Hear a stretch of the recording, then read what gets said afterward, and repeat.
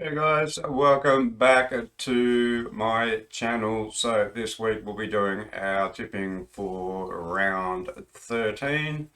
So I didn't do the best last week. Well, yep, I got 3 from 6, but a couple of really close games. So it could have gone either way. So let's have a quick look at our results. So we've got the Cats beat the Bulldogs by 13 in, like I predicted, a pretty close game. I still think Western Bulldogs should have won that game. Cats kicked 8 goals in the first quarter. They were 40 points up. So, and they only kicked 2 points in the third. But as soon as you let a good team like Geelong get in front, it's always going to be tough to drag them back. So the Bulldogs were just sloppy early, had no defence for the first quarter. That's what cost them the game. But I did say it was a toss of the coin this game. Jezza kicked 6 or something like that, so he kicked half the team's score for Geelong. So that could have gone either way. Adelaide, West Coast, hopeless. Okay, I actually watched that game and they just don't have anything. They tried for about a quarter, apart from that, and they got 10 premiership players in their team. There's something going on at that club. I don't know what's going on, but just don't back them ever. And then the good win by the Suns over North Melbourne. It was quite a close game until half time, and then the Sunnies turned it on, playing really well, the Gold Coast Suns. One of my favourite players, Tuke Miller, is going well. Really like the new Joel Jeffrey. He's going all right as well, and Roses. So they've got a lot of spark. What do they call him now? The Frankenstein or Frankenstein Ankin. So yeah, he's starting to play his role a lot better instead of showing off all the time. He actually does team stuff, which is great. The upset was around between Sydney and Melbourne. They were about similar again. Pressure was elite from Sydney. That's what made the difference. The tackling, tackling, tackling. 2 lucky free kicks to decide this game right at the end for the Sydney Swans, but great win against the D's. D's look a little bit shaky at the moment, but you still just can't write them off. They've got too much talent in their team. They're missing someone in their forward line. Benny Brown, I don't rate. I don't even know why they bothered to get him from North Melbourne. I've never rated the guy. I think he's overrated, to be quite honest. He's down on form, but he's always down on form. Talk about players that you shouldn't get. Western Bulldogs got Shaki from the Brisbane Lions, which is, we watched that guy for 5 years not get a kick. Why would Bulldogs try? And they said they were going to build a spine around him. He's flat out playing in their twos. A good win by Collingwood, even though they nearly lost it. I think they're better than that. 2 goals, but Hawthorn definitely come back with them and nearly stole it from Collingwood, so that was a bit shaky by them. And then my team, of course, got touched up by Freo. Freo definitely going better than us at the moment. I have to tip the Lions, they're my team. So yeah, a couple of lucky free kicks for Freo in the third quarter kind of cost us. Just that we kicked the first goal of the third quarter in about 5 seconds, and then the next centre bounce it went. Lockie Neal caught Brayshaw, and they paid in the back instead of caught with the ball, which was a blatant caught with the ball. They went down and kicked the goal. Next centre bounce, we kicked to Link McCarthy. He took a mark, and then took one step and touched the Freo, and they reversed it, went down and kicked a goal, and then the next bounce they just kicked a goal. So instead of being 2 shots at goal, it was instantly 3 to Freo. So anyone who says that umpires don't impact games don't know what they're talking about. So we'll have a look at the ladder. We've got Melbourne still on top. Lions, Freo are same points now. Just I think it's about 3% percentage points difference. I think Freo are playing better than the Lions. You know, if you're looking at that the way it should be. Freo should be second. Geelong's doing what Geelong does. They're just an awesome team, have been for 20 years. Scotty's got them going really well for an old team as well.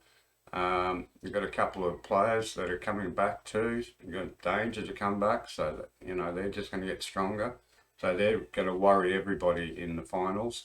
So you can definitely lock in the top 4 for finals this year. Sydney, St Kilda. Okay, so we play St Kilda this week, I think. So we'll see how they go against us. Got a pretty good team. Churchy and King's kicking goals. Just things that I noticed about St Kilda, they don't seem to be able to kick a goal unless it's in the goal square.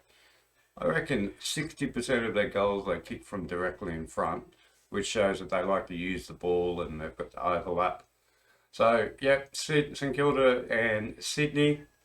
Sydney are flying, of course, with a young team. Can't knock their effort. Their pressure rating is fantastic. So yeah, Sydney. So I'll also lock those two in. They're definitely going to be in finals. Carlton are struggling a bit now with their they've lost a couple of their forwards and seem to be a couple of teams have worked them out, but they're still playing well. Collingwood have made the 8 this week, and then the Bulldogs dropped out of the 8 as predicted. So let's have a look at our next round of tipping. Okay, so first on Thursday night, it's the Easter weekend, so we've got a Thursday night footy match. Richmond and Port at the MCG. Okay, Richmond by how many? Well, if they turn up to play, this could be a bit of a drubbing. So let's go 28 points. Big month for Port and big month for Hinkley. They got 4 tough games, and if they can win 1 of them, 2 of them, they win 2 of them, he'll keep his job. If he doesn't win any of them, I think they're going to sack him. So big month for Port Adelaide Football Club.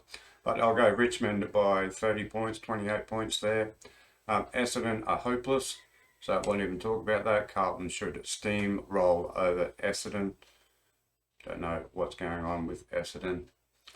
And they need to start using 2 metre Peter in a better way. Freo Hawthorn, well, Freo are just flying, so you can't back against Freo at the moment, as you can tell by the Sportsbet odds. Okay, probably game of the round. So us versus St Kilda, so two top 5 teams. Again, I'm a Lions supporter. We should beat St Kilda. I think we're better than them. But again, anyone in the top 6 or 7, if they have a day out, they can beat anyone.